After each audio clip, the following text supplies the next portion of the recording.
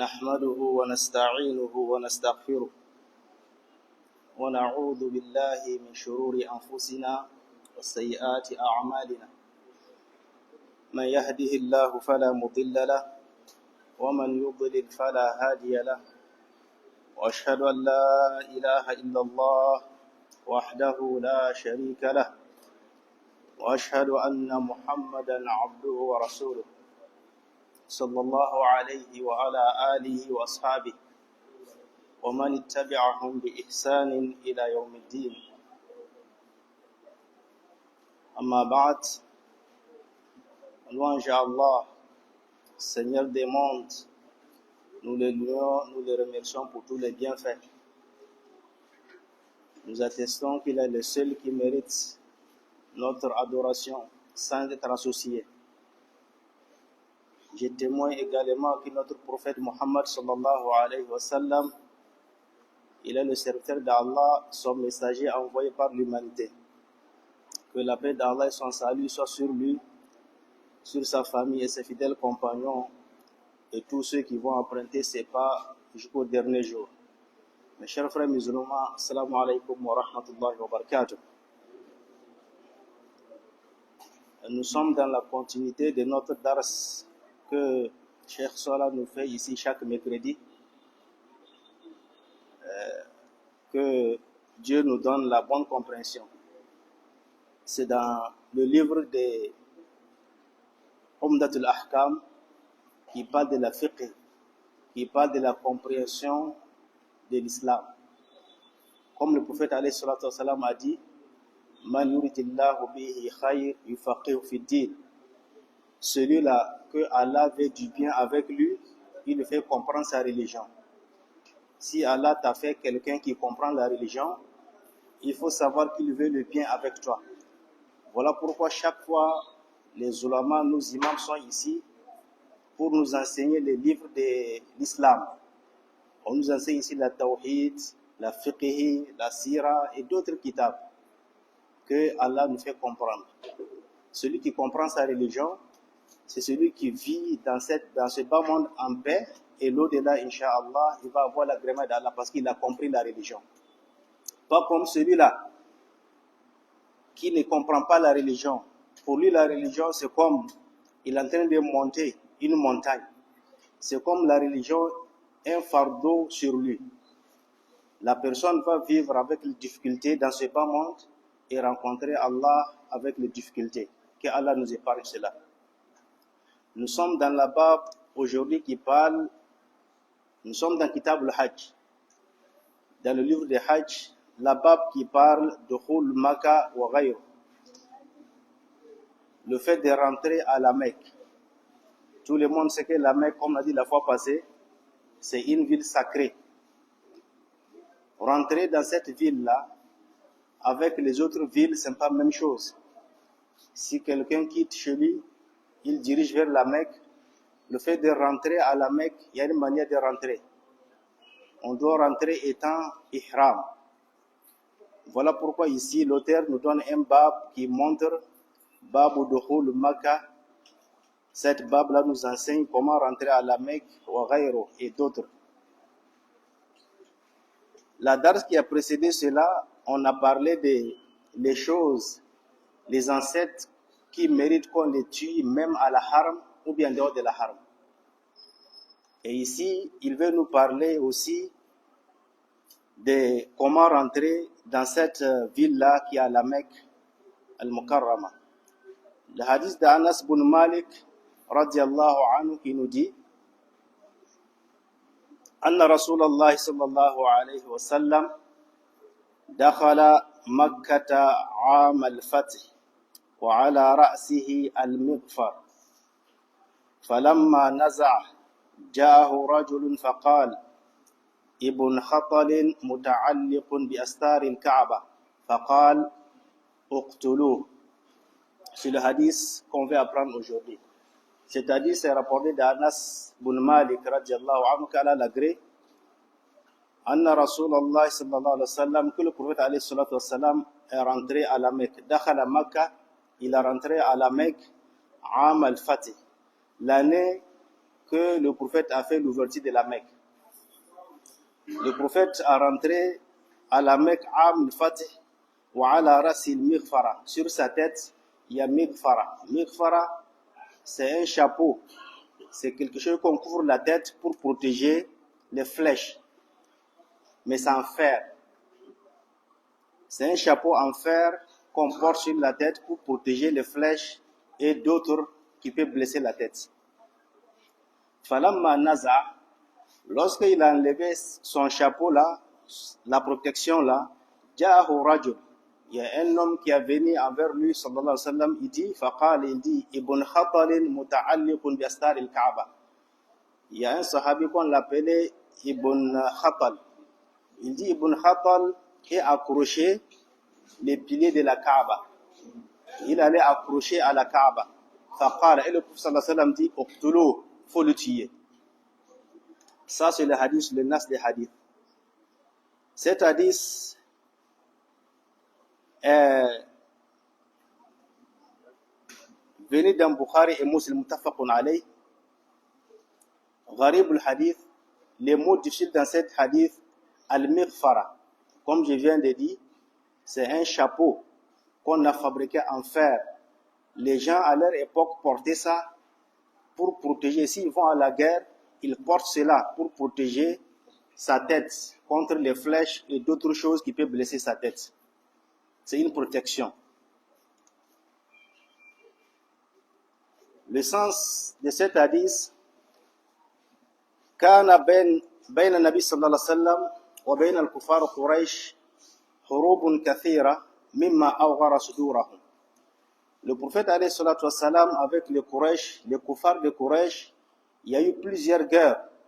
Ils ont fait beaucoup de guerres avec le prophète alayhi salatu wassalam, mimma awghara sudurahum, ce qui a attiré la haine et le détester l'un et les autres dans leur cœur. Falamma kana fathu Makkah, lorsque le prophète sallallahu alayhi wa sallam a fait l'ouverture de la Mecque, dakhalaha sallallahu alayhi wa sallam fi hali haytatin.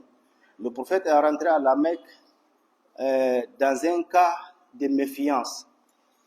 Il est rentré à la Mecque dans un cas de méfiance. Wa hadharin. Fawada'a ala rasi al-mighfara. Voilà pourquoi il a déposé sur sa tête la protection qu'on appelle mighfara, pour protéger sa tête. Wa kana sallallahu alayhi wa sallam qad hadda ala unasin. Pourtant, le prophète sallallahu alayhi wa sallam, avant de faire l'ouverture de la Mecque, il avait déjà cité les noms de certaines personnes, min al-mushrikin, parmi les mushrikin, an yuqtalu, de les tuer. Wala wujidu fi astar al-Kaaba, même si on les a trouvés accrochés à la Kaaba, de les tuer. Vous comprenez que la Kaaba, c'est un lieu sacré, on ne tue pas là-bas. Et le prophète a ordonné de tuer certaines personnes qu'il a cité leur nom. Comment on peut comprendre cela? Inch'Allah, on va comprendre ça dans les explications qui viennent. Wa minhum, wa samma minhum, il a donné leur nom parmi ceux-là, Ibn Khatal. Ibn Khatal, d'autres disent que c'est Ibn Uzza. Alladhi aslama. Celui-là, il était devenu musulman. Thumma qatala musliman. Après tout, il a tué un musulman. Dans son islam, il a tué un musulman. Wartadda an l'islam. Il est sorti de l'islam. Quand il a tué cet musulman, il est sorti de l'islam. Wa dhahaba ila al-kuffar. Il allait joindre aux mécréants.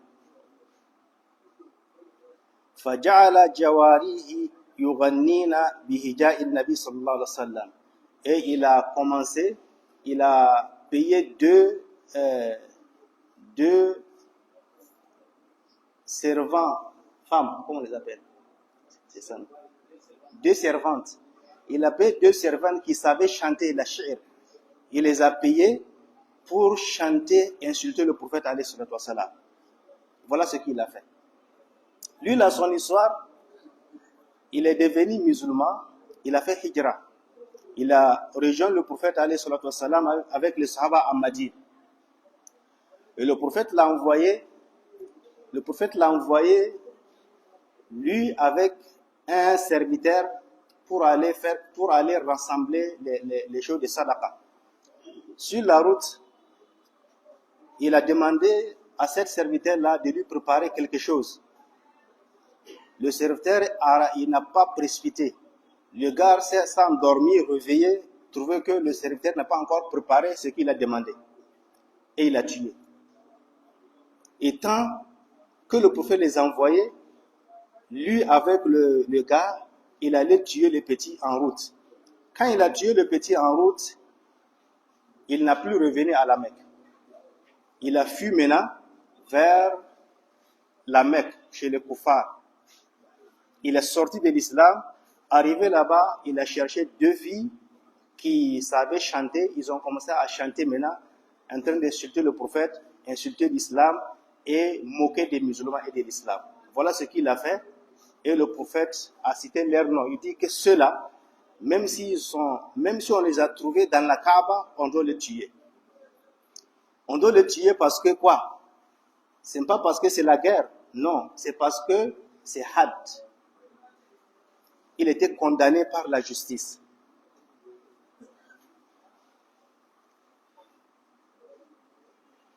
Et lui et d'autres personnes, Ibn Khattal, il fait parmi ceux-là que le prophète a cité leur nom. Parmi eux, il y a Ikrima, il y a d'autres personnes que leurs noms ne sont pas venus ici. Non. Falamma wada'at al-harb.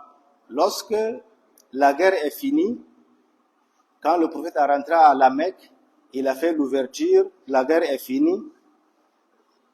Wa ammana ahl Makkah, les gens de Makkah ont eu la sécurité. Wasta'amana minhum, et le prophète aussi a eu la sécurité.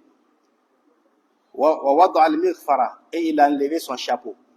Le prophète a enlevé son chapeau de protection, maintenant déposé.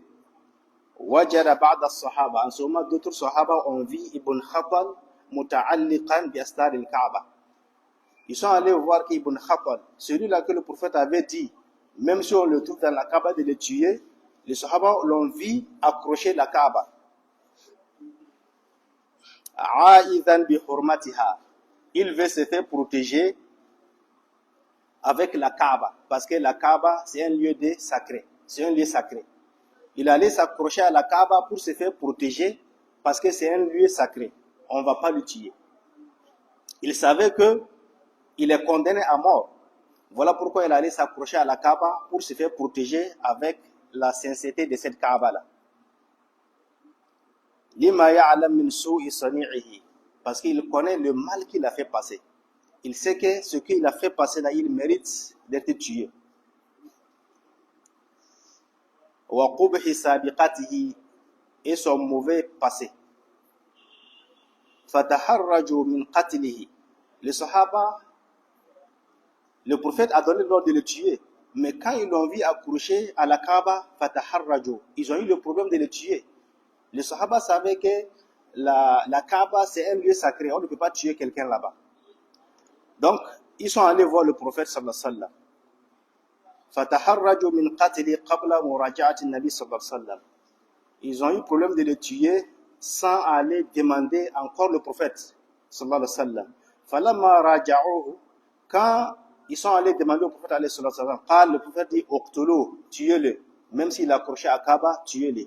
Faqatala faqutila, ils l'ont tué bain al-hajar wal maqam. Ils l'ont tué entre Hajar wal maqam Ibrahim. Vous voyez cette histoire qu'on vient de lire ici.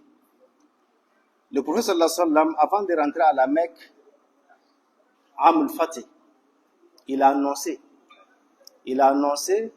au Quraysh, il dit Man dakhala al-masjid fahuwa amin. Celui-là qui est rentré dans la mosquée de Haram, il est en sécurité. On ne va pas le tuer. Il est en sécurité. On ne fait pas la guerre avec lui. Wa man dakhala dara Abi Sufyan fahuwa amin. Celui-là qui est rentré dans la maison de Abu Sufyan, lui aussi, il est en sécurité. En ce moment, Abu Sufyan s'est converti, ce n'est pas encore duré. Il est nouvellement converti à l'islam. Mais le prophète a dit, sallallahu alayhi wa sallam, celui qui a rentré sa maison, il a sécurité. Pourtant, il y avait la maison de Othman, la maison des grands sahaba qui étaient avec le prophète à l'époque, à la Mecque là-bas. Pourquoi le prophète n'a pas dit celui qui est rentré dans la maison d'Abu Bakr, dans la maison de Omar, dans la maison de telle personne? Pourquoi? Parce qu'Abu Sufyan, c'était un chef. C'était un chef. C'était quelqu'un qui a dirigé beaucoup de batailles contre le prophète avant son islam. Et il était parmi les gens qui haïssent le prophète ﷺ. Mais c'est quelqu'un qui aime le nom. C'est quelqu'un qui aime devant. Il aime le nom. Quand tu lui confies quelque chose, quand il y a une affaire comme ça, il est devant, la chose là se passe très bien. Mais s'il est derrière, il n'y a rien comme ça. Il n'y a rien comme ça. S'il y a une affaire, il y a quelque chose qu'on doit faire, si on le met devant, vous allez voir qu'il a le courage. Mais s'il est derrière, non, il faut laisser. Il n'a pas le courage. Le prophète a su de lui que c'est quelqu'un qui est cette modèle-là. Voilà la responsabilité, le nom que le prophète a donné. Celui qui est rentré dans la maison d'Abu Sufyan, les soirs ont dit qu'il était devenu maintenant quelqu'un de respectueux. Quand le prophète a dit ça. Tout ça là, c'est la politique du prophète pour faire quoi? Pour attirer les gens, les grands vers l'islam. Parce qu'il y a des gens, quand ils intègrent l'islam, s'ils viennent rentrer en islam, derrière lui, il y a plus de 1000 personnes qui vont venir. Il faut faire cette politique-là. Voilà pourquoi, quand le prophète est arrivé, sallallahu alayhi wa sallam, il a commencé à faire quoi? Il n'a pas commencé à appeler les faibles personnes. Il a commencé à appeler les chefs. Il a écrit les lettres envers les chefs, les puissants, pour les appeler à l'islam. Il sait que ceux-là, s'ils sont rentrés à l'islam, la plupart de leurs adeptes qui sont derrière eux vont rentrer. Mais s'ils ne sont pas rentrés, ils vont empêcher les faibles personnes de rentrer. C'est comme ça toujours. Donc, le prophète a fait cette politique-là pour que ceux-là qui sont en bas d'Abu Sufyan, la plupart ils vont intégrer l'islam sans aucune difficulté.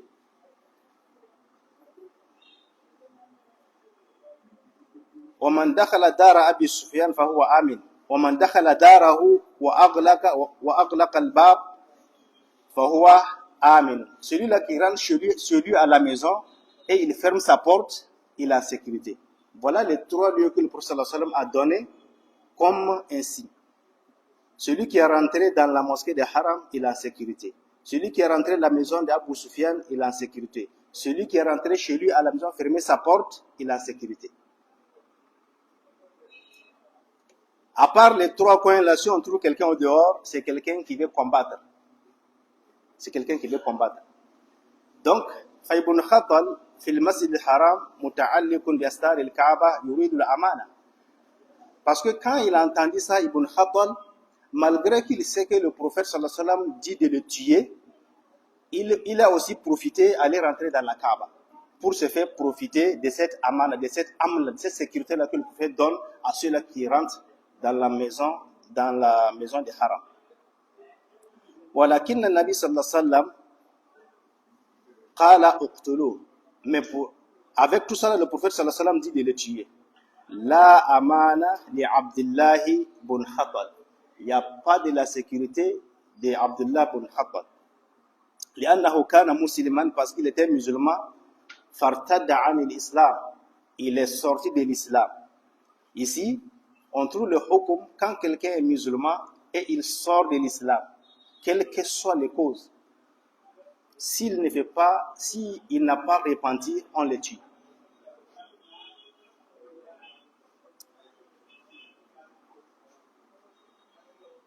وَاتَّخَذَ جَارِيَتَيْنِ. Il n'a pas limité le fait de retourner en islam. Et il est jeune au Koufar, il a pris Jariyatayn, il a pris 2 filles qui étaient les servantes Mughanniyatayn, qui savaient chanter. Ils chantaient Shi'r.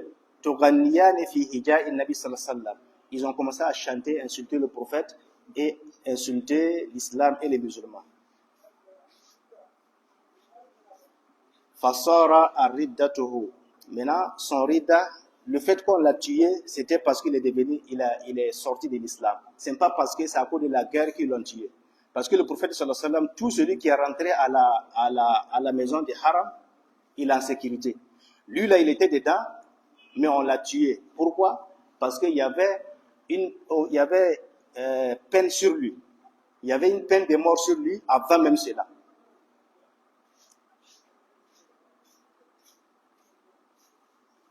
Le fait d'insulter le prophète sallallahu alayhi wa sallam, wa sabbuhu lirrasul sallallahu alayhi wa sallam, le fait d'insulter le prophète sallallahu alayhi wa sallam, hadha jurmun azim. C'est un grand péché. Les ulama se sont divergés sur cela.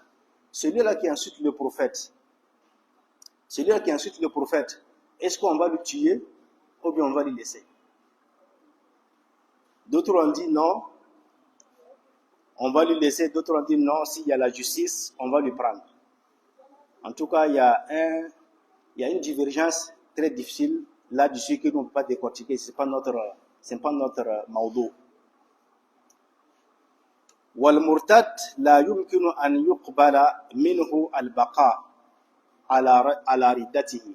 Si quelqu'un aussi fait rida de sa religion, on ne va pas accepter qu'il reste dans cette rida-là. Il faut qu'on l'élimine. Il est devenu un élément empoisonné. Quelqu'un qui était musulman et il a fait rida, il est devenu un élément empoisonné. On doit l'éliminer. Tellement l'islam est simple et facile et que c'est la religion des naturels. Si quelqu'un rentre dans cette religion et puis il sort, c'est un zindiq. C'est un zindiq, un hypocrite. Sinon, c'est rare dans l'histoire, tu vas entendre que quelqu'un a intégré cet islam et sorti. Vous ne voyez pas que le Sahaba, le temps que le prophète sallallahu alayhi wa sallam était d'abord à la Mecque, malgré que c'était difficile. Il y avait des Sahaba qu'on les châtiait, n'est-ce pas? On les attache pour déposer au soleil. Pour qu'il fait quoi? Pour qu'il sorte de l'islam, pour qu'il dise que je suis plus musulman. Malgré qu'on les châtie, est-ce qu'ils sont sortis? Parce qu'ils ont goûté la douceur de l'islam. Mais quelqu'un se lève un matin et dit que moi j'étais musulman, mais moi je suis plus musulman. Tu vois, lui, même avant, il n'est pas rentré en islam parce qu'il est musulman. C'est un hypocrite. C'est un zindiq. Voilà pourquoi on doit le mettre la peine de mort.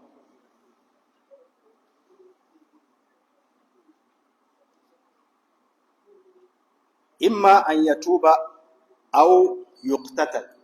Sauf s'il vient repentir, s'il se repent. Les musulmans acceptent l'apparence. On ne regarde pas son cœur.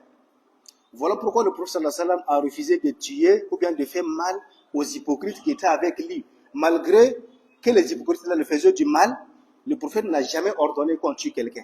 Parce que c'est l'apparent que les gens, c'est l'apparent qu'on juge. C'est l'apparent qu'on juge. On ne peut pas rentrer dans le cœur de quelqu'un pour voir s'il est hypocrite. C'est le temps du prophète sallallahu alayhi wa sallam, s'il a dit que quelqu'un est hypocrite, il reste hypocrite. Mais aujourd'hui, malgré que tu vas voir les signes, sauf les ulama, ceux-là qui ont doué de cette connaissance, qui peut dire que cette personne, si tu fais comme ça, tu deviens quoi? Hypocrite. Mais on ne peut pas doiter quelqu'un dire que lui là c'est un hypocrite. Je ne sais pas si vous comprenez.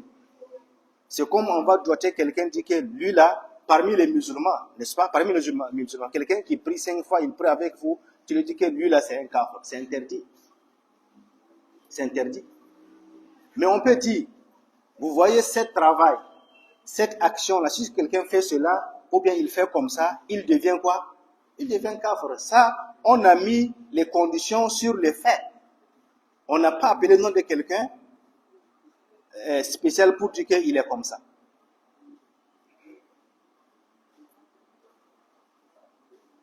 Donc, c'est ça l'histoire de ce type-là. Le prophète sallallahu alayhi wa sallam l'a tué et il a ordonné qu'on le tue malgré qu'il était dans la haram.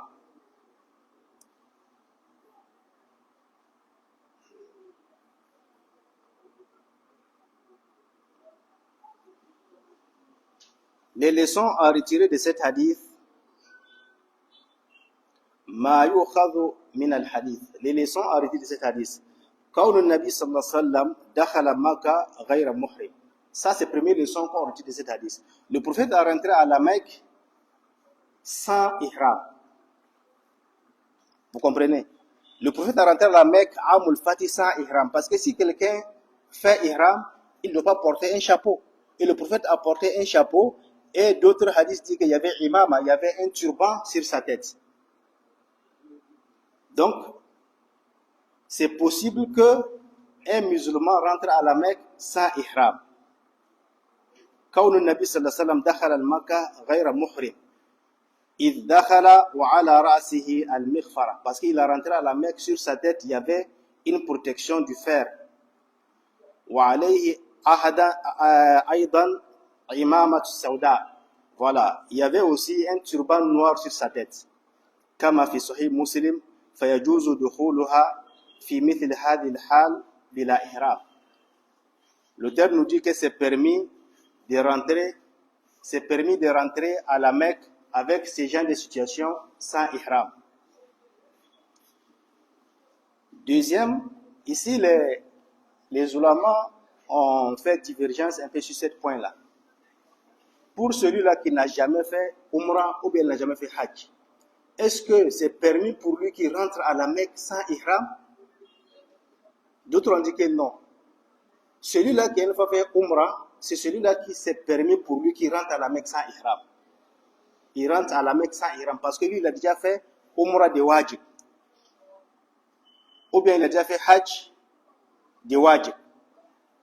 Donc, en ce moment, s'il retourne à la Mecque une deuxième fois, il peut rentrer à la Mecque sans ihram, sans ihram.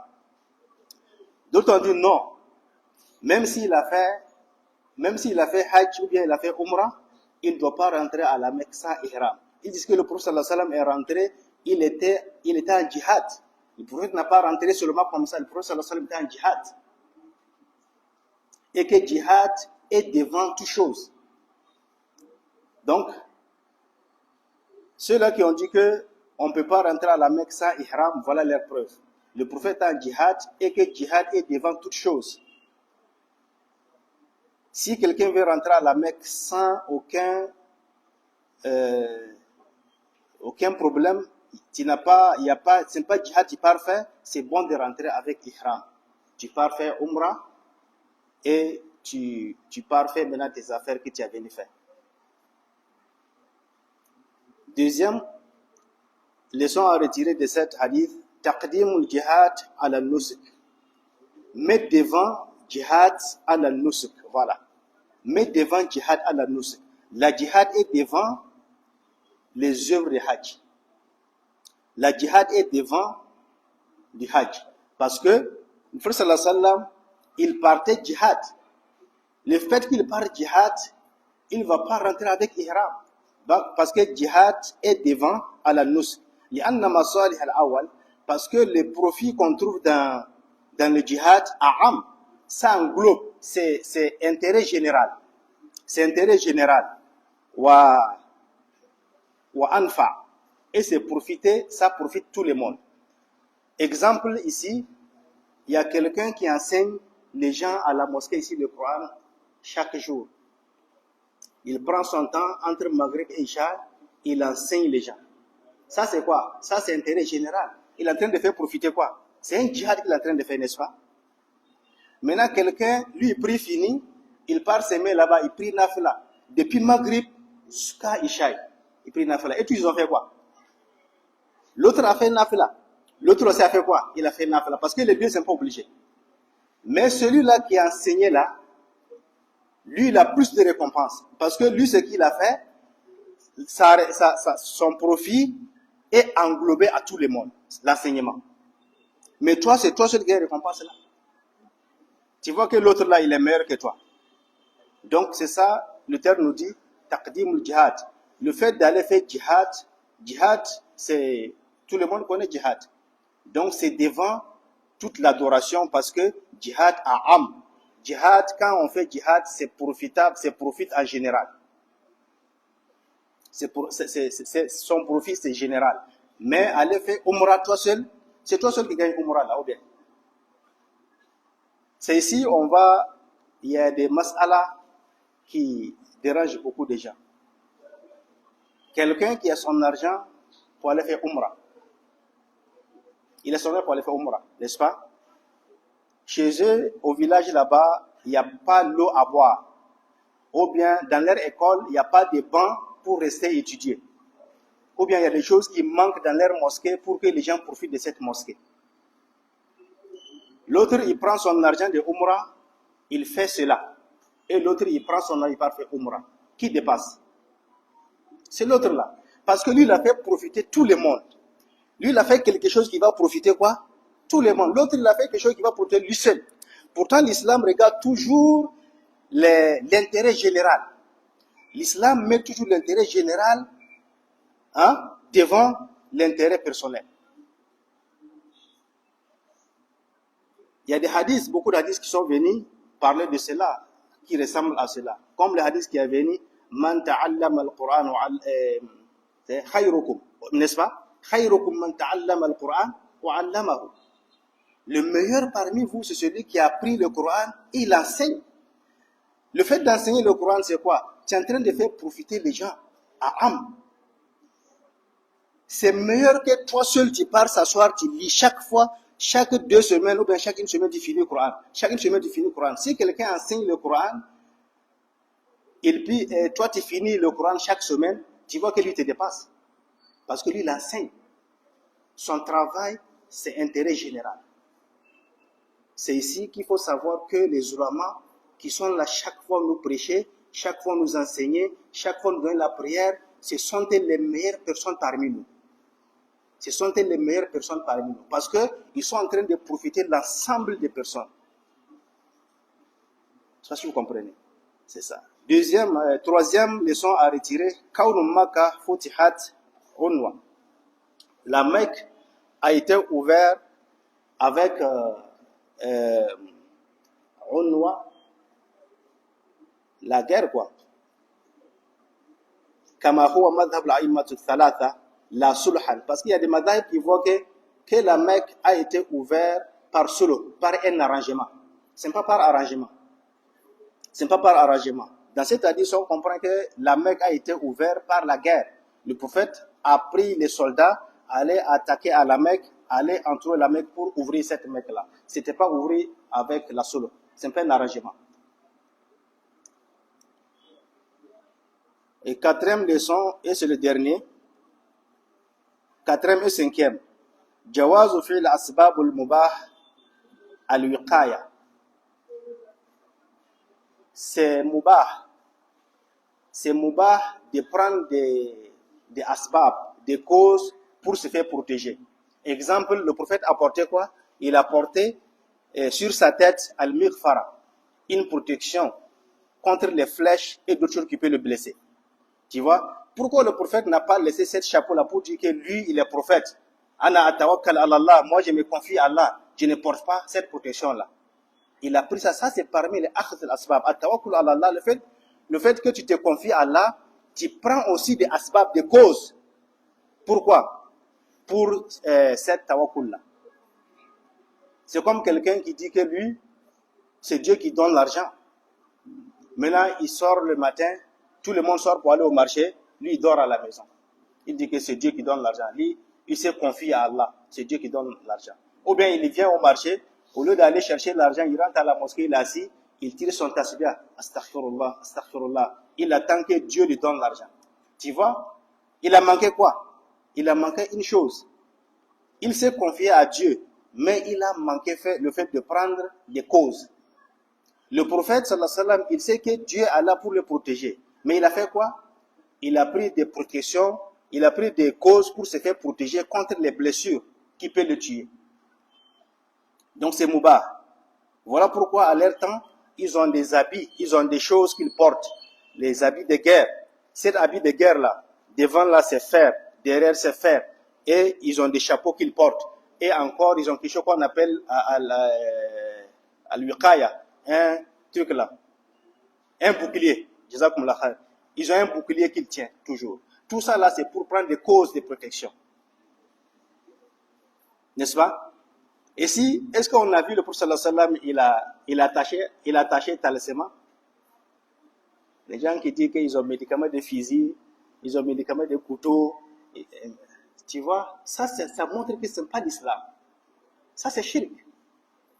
Attacher quelque chose sur ton corps ou bien manger quelque chose et ça fait que le couteau ne rentre pas ou bien le fusil ne rentre pas. Ça c'est shirk, ça c'est pas de l'islam. Le prophète, s'il y avait quelque chose qui fait cela, le prophète lui-même il allait faire ça et faire tous ces sahaba. On n'allait pas tuer son oncle Hamza dans les batailles de Uhud.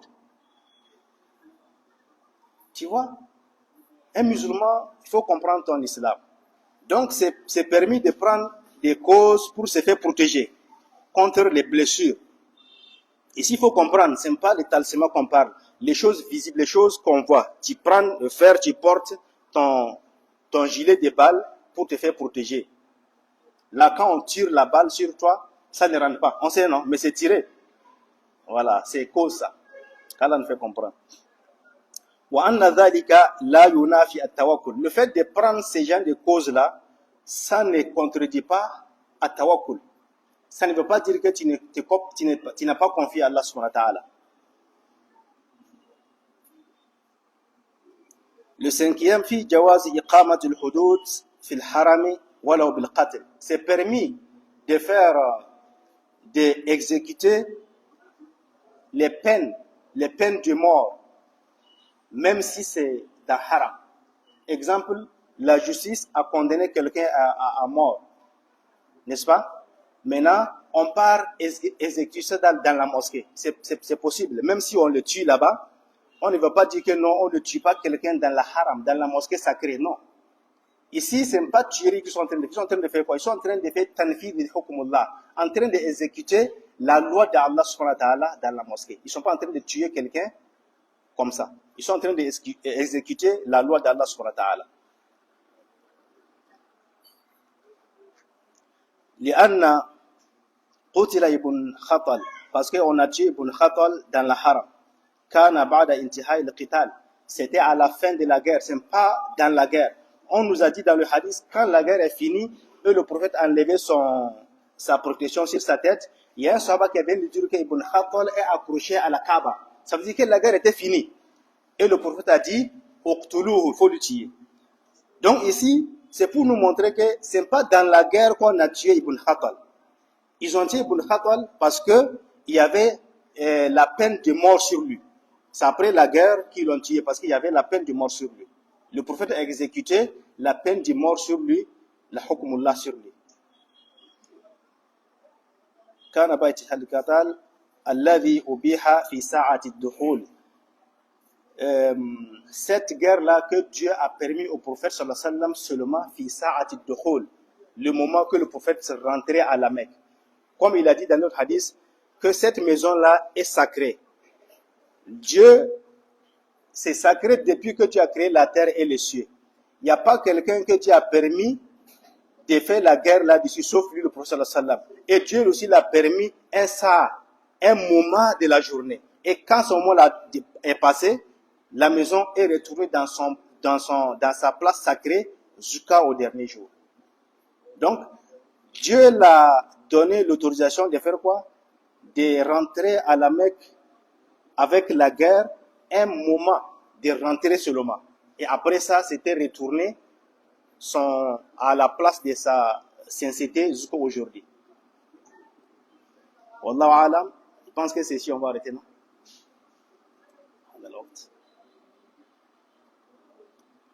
Que Allah nous fait comprendre.